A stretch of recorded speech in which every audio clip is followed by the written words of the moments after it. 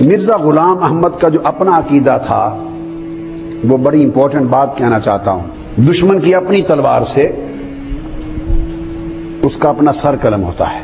اس کی کتاب ہے تریاق القلوب، اس کا صفحہ 300. اس میں وہ بیان کرتا اب تک قرآن اور حدیث تھی، اب حضور کے خاتم النبیین کا معنی بزبان مرزا غلام احمد قادیانی. وہ لکھتا ہے کہ میرے ساتھ میرے گھر میں، یعنی ماں باپ کے گھر میں میرے ساتھ ایک لڑکی پیدا ہوئی، اس کا نام جنت تھا. اشارہ وہ دے رہا ہے کہ ہم جڑواں پیدا ہوئے، میں اور میری بہن.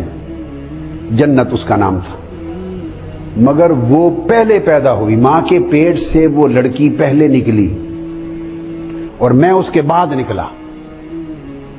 اس کے بعد میرے والدین کے گھر میں کوئی لڑکا لڑکی نہیں ہوا، کوئی اولاد نہیں ہوئی، میں آخر میں ہوا.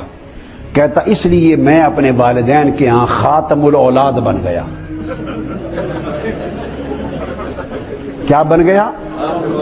اب آپ دیکھیں اس کے ذہن میں خاتم الاولاد، اولاد کو ختم کر دینے والا، آخری بیٹا. خاتم کا معنی بیان کیا اس نے. اب اس معنی کو بدلنے کی ان کو گنجائش مل جاتی، کوئی رہ جاتی. تریاق القلوب صفحہ 300 یاد رکھیں. اس کے بعد اگلا حوالہ نمبر 2، مرزا غلام احمد کی کتاب آسمانی فیصلہ صفحہ 2. اس میں بیان کرتا ہے، اس کی اپنی تحریر ہے، اس کی اپنی کتاب ہے کہ خدا تعالی جانتا ہے. اب اس کی تحریر سنیں، اس کا بیان کہ میں مسلمان ہوں اور ان سب عقائد پر ایمان رکھتا ہوں جو اہل سنت والجماعت مانتے ہیں، اور لا الہ الا اللہ محمد رسول اللہ کا کلمہ اس کا قائل ہوں، اور قبلہ کی طرف نماز پڑھتا ہوں، اور میں نبوت کا مدعی نہیں ہوں بلکہ مدعی نبوت کو دائرہ اسلام سے خارج سمجھتا ہوں، کافر سمجھتا ہوں. تو جب اس نے دعوی نبوت کیا تو اپنے فتوے سے کیا ہوا؟ کافر. تیسرا حوالہ اس کی اپنی کتاب تبلیغ رسالت. یہ چند ریفرنسز بڑے غور سے سن لیں، یاد جتنے بھی رہ جائیں مگر کنسپٹ آپ کو پہنچ جائے. اس کے حصہ 2 والیوم 2 پیج 44. اس میں بیان کرتا ہے کہ تمام امور میں جامع مسجد دہلی میں خطاب کرتے ہوئے اس نے یہ کہا، اور پھر اپنی کتاب میں لکھا کہ میں ان تمام امور کا مسلمانوں کے سامنے اقرار کرتا ہوں اس خانہ خدا میں، یعنی جامع مسجد دہلی میں، کہ میں خاتم الانبیاء کی ختم نبوت کا قائل ہوں، اور جو شخص ختم نبوت کا منکر ہو وہ دین اور خارج از اسلام سمجھتا ہوں. تیسری کتاب اس کی وہی تبلیغ رسالت والیوم 2 پیج 20.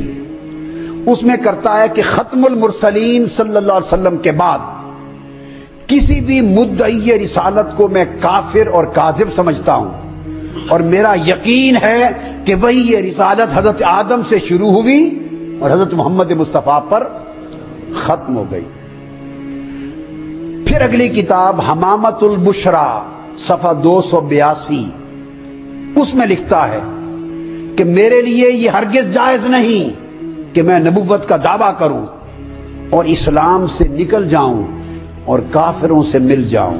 اور پھر وہ بیان کرتا ہے اگلی کتاب، اس کا نام ہے آسمانی نشانی صفحہ 28 پیج 28.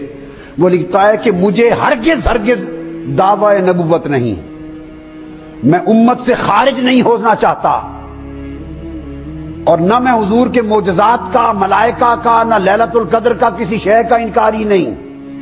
حضور کے خاتم النبیین ہونے کا قائل ہوں، یقین کامل رکھتا ہوں، حضور کو خاتم الانبیاء مانتا ہوں، اور حضور کی امت کے لیے بعد میں کوئی نبی یہ نہیں آئے گا، نہ نیا آئے گا نہ پرانا آئے گا، اور قرآن کا کوئی شوشہ یا نقطہ منسوخ نہ ہوگا.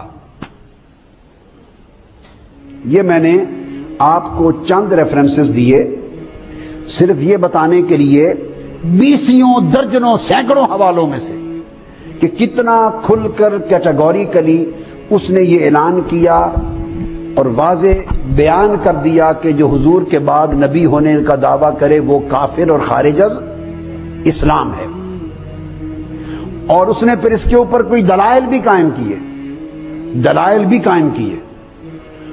اب میں نے جب ایک رخ آپ کو بتا دیا، میں نے آپ کو بتایا کہ بہت سے ریفرنسز میں سے میں نے آپ کو چند ایک ریفرنسز دیے۔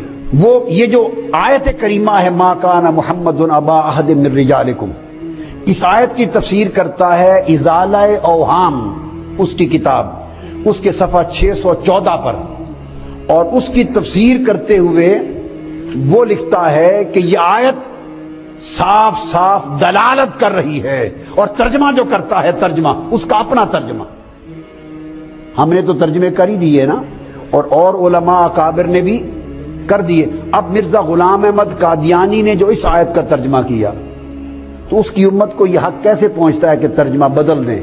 اس نے ترجمہ کیا ازالہ اوہام صفحہ 614، آیت لکھ کر کہا مگر وہ رسول اللہ ہیں اور ختم کرنے والا ہے نبیوں کا۔